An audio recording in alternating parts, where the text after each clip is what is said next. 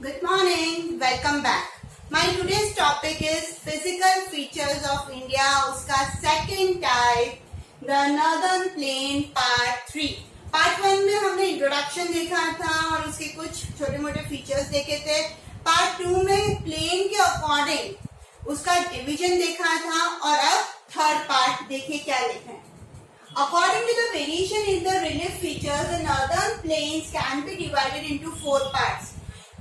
जब मैं बोलती हूँ कि नॉर्दर्न प्लेन मतलब प्लेन एरिया, बट उसमें भी जो वेरिएशन है, उसमें भी जो फीचर्स अलग अलग दे रखे हैं, उसके अकॉर्डिंग नॉर्दर्न प्लेन को भी 4 पार्ट में बांटा गया है. कौन कौन से? Bhabar, Terai, Bangar and Khadar. I repeat, Bhabar, Terai, Bangar and Khadar. चलते हैं पहले टाइप पे, दैट इज नंबर 1, भाबर.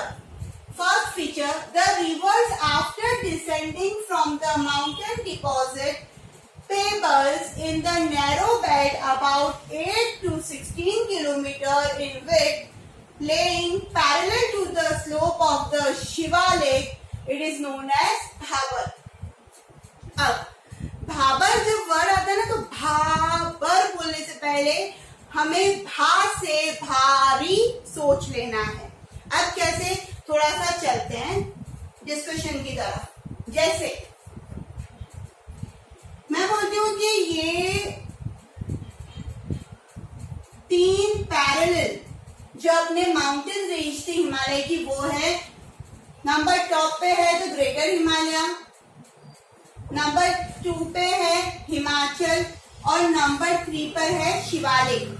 तो शिवालिक के ये जो शिवालिक है उसी से पैरेलल 8 to 16 किलोमीटर वाला एरिया जो है वो भाबर रीजन कहलाता है. अब एक्चुअल में ये भाबर रीजन क्या है जरा वो भी समझते हैं. जैसे कि ये माउंटेन रेंजेस हैं, यहां से जब कभी भी कोई भी रिवर ओरिजिनेट होती है और बहुत सारा डिस्टेंस कवर करके फुट हिल्स में आती है, यहाँ पर मतलब मैं बोल सकती हूँ कि रिवर यहाँ से ओरिजिनेट हुई और बहते बहते ऊपर से नीचे की तरफ जब आती है तो वो अपने साथ बहुत सारे सेडिमेंट्स, बड़े बड़े पत्थर लेकर आती है. अब बड़े बड़े भारी पत्थर जो लेकर आती है और जैसे ही वो माउंटेन से नीचे की तरफ आती है तो वो भारी पत्थर जो है वो यहीं पे सेटल होना चालू हो जाते हैं.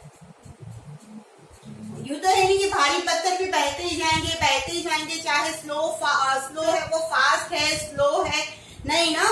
भारी पत्थर क्या होगा, एकदम ऊपर से गिरते ही वहां पर सेटल होने की कोशिश करने लग जाएगा, वहीं पे सेटल हो जाएगा, वो फ्लो के साथ बहुत कम दूरी तक जाएगा और सेटल हो जाएगा.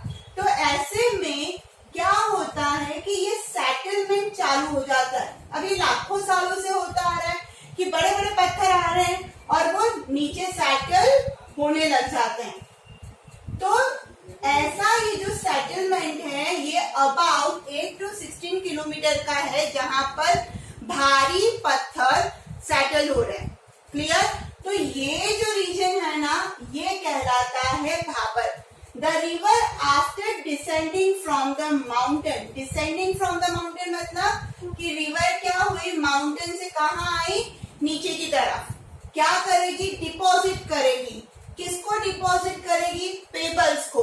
कहाँ? In the narrow belt of about 8 to 16 kilometre. जो नैरो बेल्ट है 8 से 16 किलोमीटर के एरिया में क्या करेगी, ये डिपॉजिट करना चालू करेगी भारी पेबल्स को. ठीक है, और वो कहाँ आता है, ये पैरेलल टू 6, ये जो अपनी 8 to 16 किलोमीटर वाली जो ये रेंथ है, ये है शिवालिक के साउथ में नीचे की तरफ. तो वो पूरा बेल्ट आपका भाबर रीजन कहलाएगा. आई होप फर्स्ट फीचर इसका क्लियर हो गया होगा. अब चलते हैं सेकंड पे. All the streams disappear in the Bhabar belt. क्या होता है, यहाँ पर जो नदी आती है ऊपर से बहकर आती है, ये 8 से 16 किलोमीटर के एरिया के बाद रिवर आपकी दिखाई नहीं देगी आपको. कहाँ जाएगी, गायब, मिस्टर इंडिया जैसे. हाँ, नहीं, ये होता ये है कि यहाँ पर इतने पेबल्स हैं कि ये जो रिवर है ये इसके बीच में जो गैप आता है उस गैप में से बहना चालू कर देती है। हर पत्थर एकदम फिक्स नहीं होता। अपन जब घर बनाते हैं ना तो ब्रिक्स जो होती है वो सेटल करते हैं, बिल्कुल फिक्स करते हैं, बिल्कुल भी उसके अंदर प्लेस नहीं रखते हैं कि एयर भी क्रॉस हो सके, है ना। तो यहाँ पर ऐसा फिक्सिंग तो कोई कर नहीं रहा है, प्रकृति कर रही है। तो प्रकृति क्या कर रही है, जैसे सेटल कर रही है वैसे पेपर सेट करती जाती है और इस तरीके से सेट होता है कि इसके मिड में जो गैप रहता है इस गैप में से वाटर क्या होता है, फ्लो होने लग जाता है। तो अगर आप इसको ऊपर से देखोगे तो ये आपको नजर नहीं आने वाली है और इसीलिए बोला जाता है कि all the streams and reverse disappear in the Bhabar belt. Bhabar belt के अंदर 8 से 16 किलोमीटर तक तो आपको नदी कहीं दिखेगी ही नहीं। क्लियर? तो बहुत सिंपल है। भाबर मीन्स भारी, भारी पत्थरों को जब कभी भी डिपॉजिट करने लग जाती है रिवर माउंटेन से नीचे आते वक्त, ठीक है। तो ऐसे में 8 से 16 किलोमीटर का एक एरिया अभी बना हुआ है जो भाबर एरिया कहलाता है बिलो शिवालिक, ठीक है। और साथ ही साथ में सेकंड फीचर ये है कि यहाँ पर रिवर आपकी दिखेगी ही नहीं। क्लियर?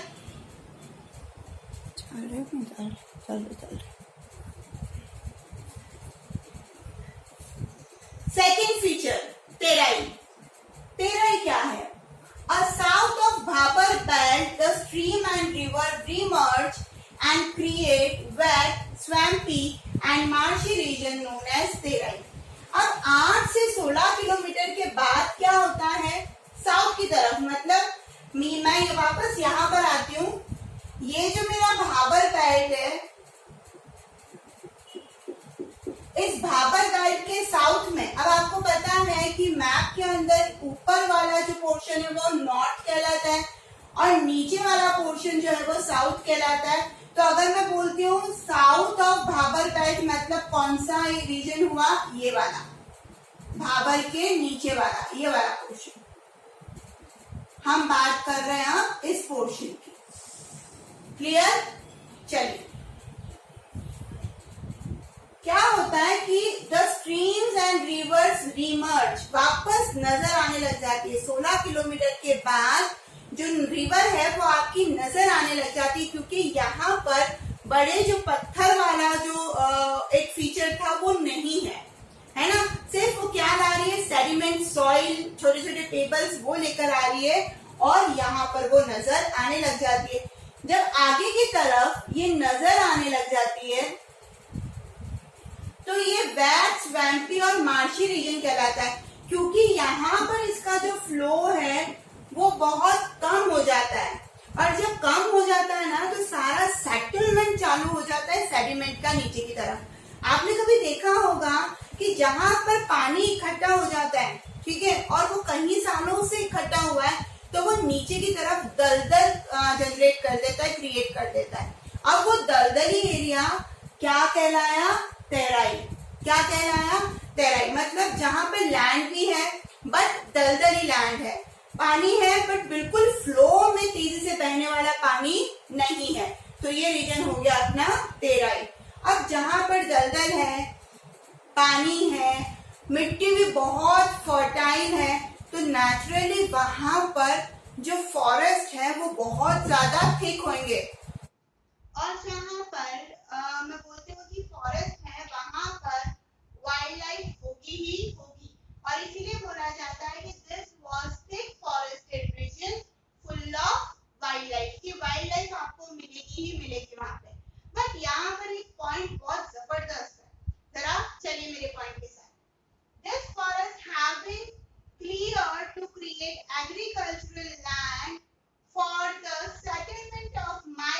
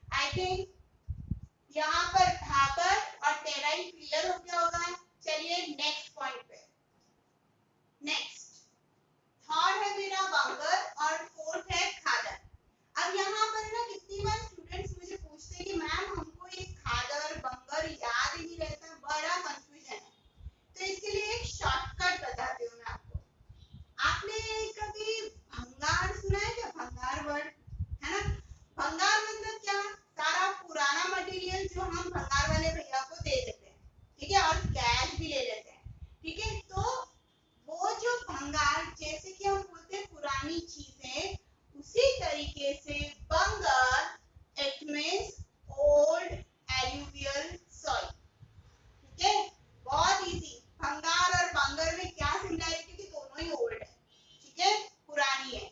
और खाद है ना, खाद वर्ड पता है आपको?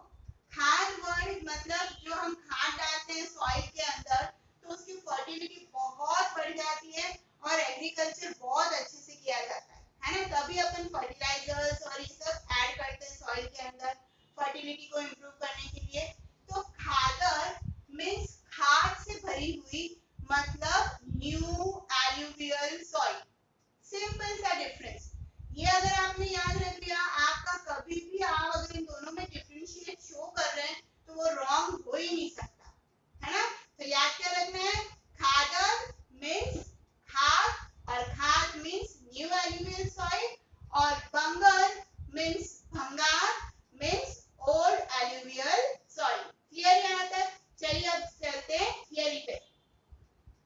The largest part of the northern plain is formed older alluvium. They lie above the flood plain of the river and present a terrace-like feature. मैं इसको थोड़ा सा डायग्राम के थ्रू समझाना चाहूंगी। ड्राइंग इतनी अच्छी नहीं है बट फिर भी समझने की कोशिश करिएगा कि मान लीजिए कि इस तरीके से जमीन है, ठीक है, और ये रिवर पाथ है, कहीं से ये रिवर फ्लो होते यहाँ से निकलती है,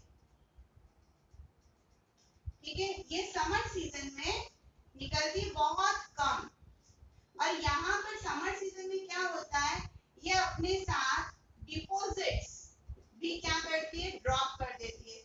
सूख जाएगी तो क्या होगा, जितनी भी सॉइल है वो यहीं पे सेटल हो जाएगी, वो आगे नहीं बढ़ेगी। अगर समर सीजन है और पानी धीरे धीरे लेवल जो है रिवर का वो कम होते जा रहा है, तो नेचुरली जो सॉइल वो लेकर आई है पहाड़ होते हैं, वो कहाँ सेटल होगी, यहीं पर सेटल हो जाएगी, ठीक है। ये हुआ समर। अब चलते हैं रेनी सीजन में।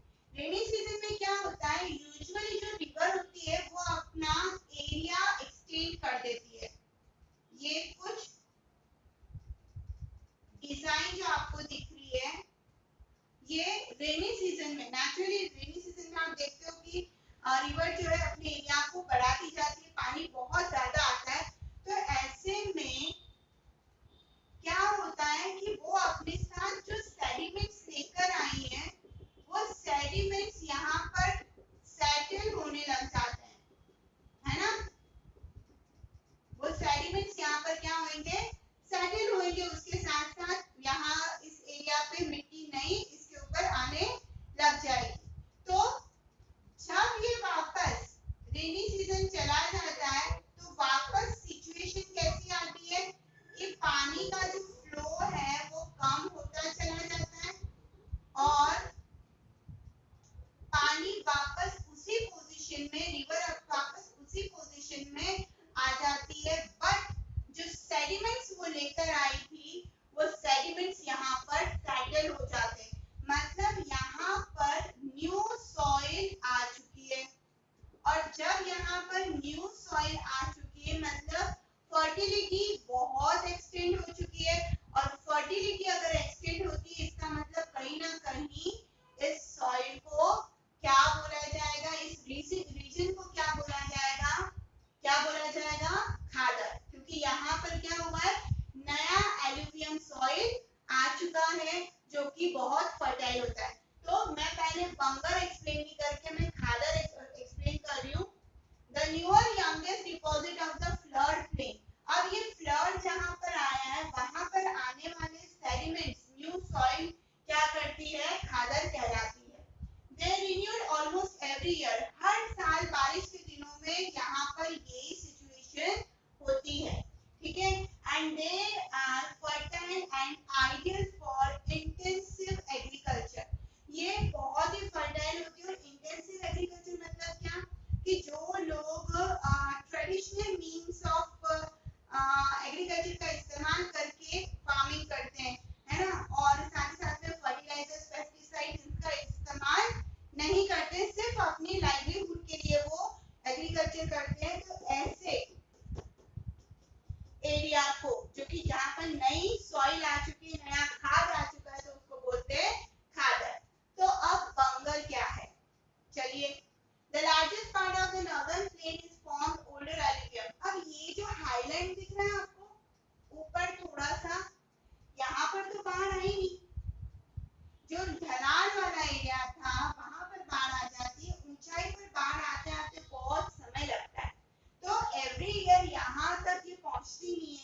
तो यहाँ पर जो बहुत पहले कभी बाढ़ आई होगी भारी मात्रा में, तो यहाँ पर ओल्ड एल्यूवियम को क्या किया होगा, उसने लाया होगा, वो ही ओल्ड एल्यूवियम यहाँ पर रहता है। तो ऐसे एरियाज जो अबाव फ्लड प्लेन होते हैं, यहाँ पे आ गया, घेरा बढ़ गया, बट यहाँ ऊंचाई पर नहीं आ पाया, तो फ्लड प्लेन एरिया से ऊंचे वाले एरिया पर जहाँ पर रिवर नहीं पहुंच पाती है और एक टेरेस लाइक फीचर क्रिएट करता है। देखिए ना, ये चढ़ाई ना, तो ये टेरेस तरीके का फ्लैट फीचर यहाँ पर जनरेट कर रहा है और इसीलिए